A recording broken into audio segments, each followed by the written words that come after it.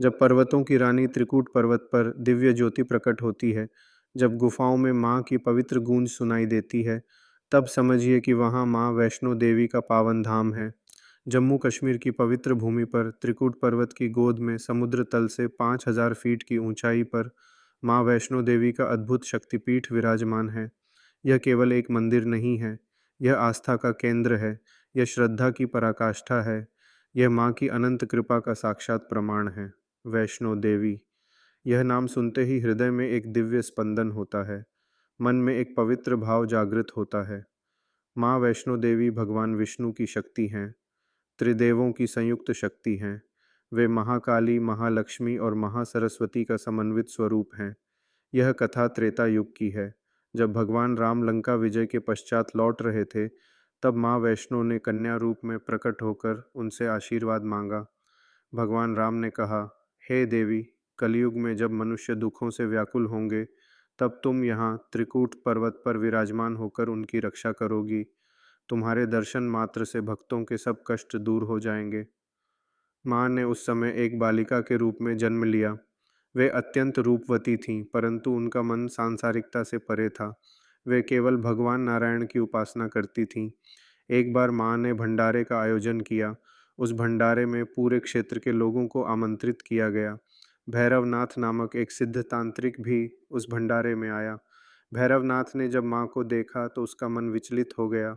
वह माँ को पाना चाहता था, परंतु माँ का हृदय तो केवल भगवान नारायण के लिए था। माँ को जब भैरवनाथ के मन की बात जात हुई, तो वे वहाँ से अदृश्य हो गईं। वे त्रिकूट पर्वत की ओर चल दीं। भैरवनाथ उनका पीछा करने लगा। माँ ने अनेक स्थानों पर विश्राम किया। जहाँ जहाँ माँ के चरण पड़े, वे स्थान आज भी पवित्र तीर्थ बन गए। बाणगंगा, चरण पादुका, अर्धकुंवारी, ये सब माँ की यात्रा के साक्षी हैं। माँ 9 महीने तक अर्धकुंवारी की गुफा में तपस्या करती रहीं। वहाँ उन्होंने भगवान नारायण की आराधना की, परंतु भैरवनाथ का पीछा नहीं छूटा।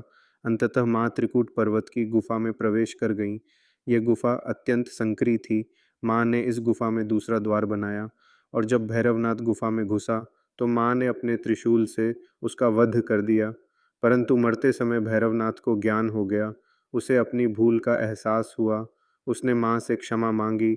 माँ ने उसे क्षमा कर दिया और कहा कि जो भी मेरे दर्शन करने आएगा, वह तुम्हारे दर्शन किए बिना पूर्ण नहीं होगा।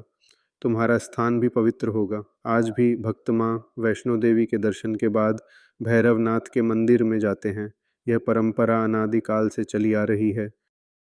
माँ वैष्णो देवी की गुफा में 3 पिंडियाँ स्थापित हैं। ये पिंडियाँ स्वयंभू हैं, प्राकृतिक रूप से निर्मित हैं। ये 3 पिंडियाँ महाकाली, महालक्ष्मी और महासरस्वती का प्रतिनिधित्व करती हैं। दाईं ओर महाकाली, मध्य में महालक्ष्मी, बाईं ओर महासरस्वती। इन पिंडियों का रंग भी अद्भुत है। महाकाली की पिंडी काली है, महालक्ष्मी की पिंडी पीली है, महासरस्वती की पिंडी सफ़ेद है। यह कोई मूर्ति नहीं है, यह पत्थर की आकृति नहीं है, यह तो साक्षात माँ की दिव्य उपस्थिति है।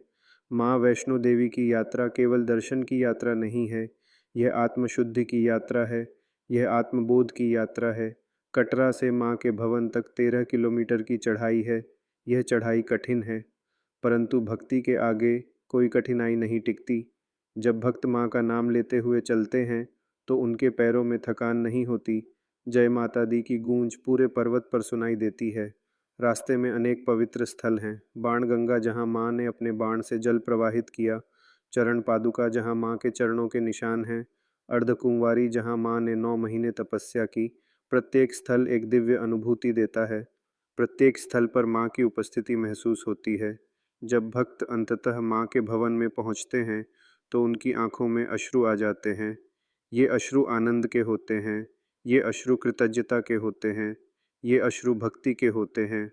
गुफा में प्रवेश करते ही एक अद्भुत शीतलता का अनुभव होता है, एक दिव्य ऊर्जा का अनुभव होता है।